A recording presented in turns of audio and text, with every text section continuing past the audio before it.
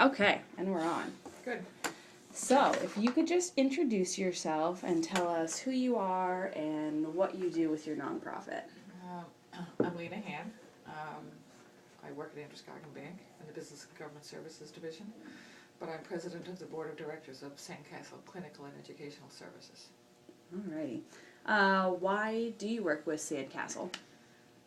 About 5 years ago, I met them at a chamber event, and my son, who has high-functioning autism, is 31 years old, and many years ago, as he was going through the system, he was very positive. He is where he is today for many reasons, but the biggest being that organizations helped him, and I wanted to be able to give back. My mother always raised us to believe that we needed to give back to our community because life is not a free ride. And Sandcastle, Stephanie and Charlene very much impressed me and asked me to come by and visit, and you can't visit Sandcastle and see the look in some of these kids' eyes without wanting to give all you possibly can to help them out. That's awesome. So how did you actually get involved with them? So you met them at a chamber event, Yeah. and did you just volunteer your time? Or?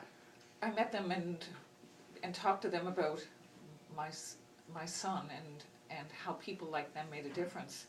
And we always exchanged business cards at the chamber breakfast, and they both shot me an email and asked me to come by and visit, and that they were looking for people on the board of directors. Mm-hmm. And that's how I got involved. And as soon as I walked in the door and tripped as I was going in through their door, and came face to face with some of the kids, I was immediately touched and knew I had to make a commitment.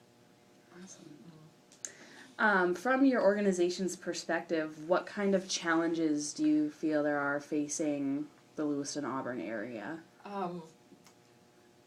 For purposes, not only the Lewiston-Auburn area, but statewide, the government, a large part of their income comes from the state. A lot of these kids who receive services are funded by the state and the federal government.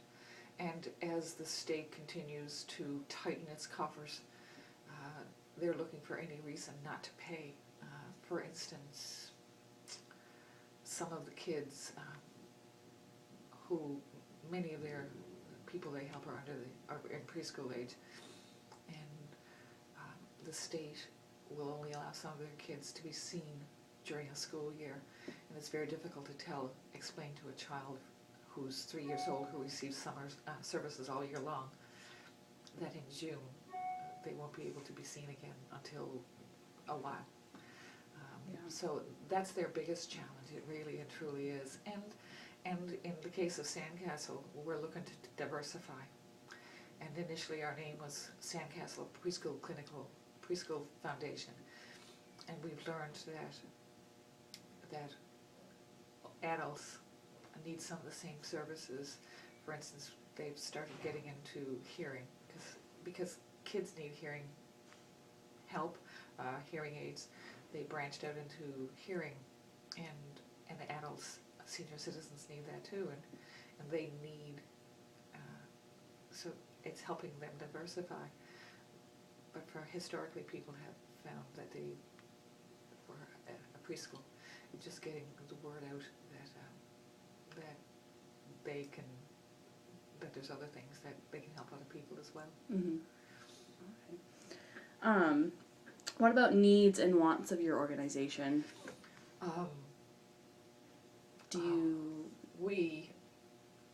Funding is clearly, they have lots of very dedicated employees, and a lot of very educated people, and at a time when funds are getting tight, part of my commitment to Sandcastle is because of what they themselves do. These folks can make a dollar stretch more than anybody that I've ever known. When I first met them, they were using their stationery, their envelopes were used envelopes, or envelopes that a place that might have been going out of business was using, and they would take that, create labels for Sandcastle, and you'd put that on the return address. And they do things like that to really make a dollar stretch. Stephanie and Charlene, they give so much to other organizations that they're very, very giving to the community. But at the end of the day, there are only so many dollars to go around, and while they're doing okay, largely because they're very fiscally responsible, they haven't, unlike some organizations like Big Brothers Big Sisters or the Y or anything like that, they don't have an annual giving program. They don't have a big organization that can land big dollars on them.